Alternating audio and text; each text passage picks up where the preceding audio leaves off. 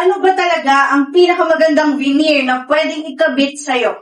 We must know what material we are going to use.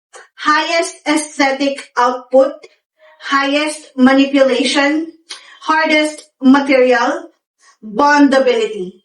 So these are just some of the factors na i-consider mo.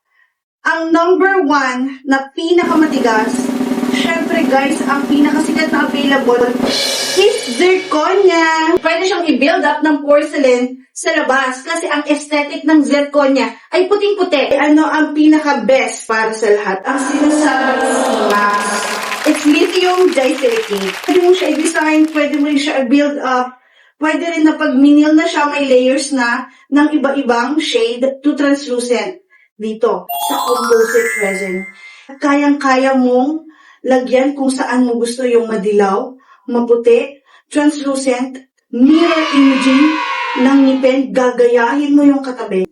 If you are very good at manipulating it, curing it, polishing it, wala kang kalaban sa composite resin. It is not that hard as IMAX or zirconia, pero pag dinikit siya sa ipin mo, it will be stronger. It has a very high bondability. For me, I would really love the hardness of the IMAX, the beauty of the IMAX, the polishability of the IMAX.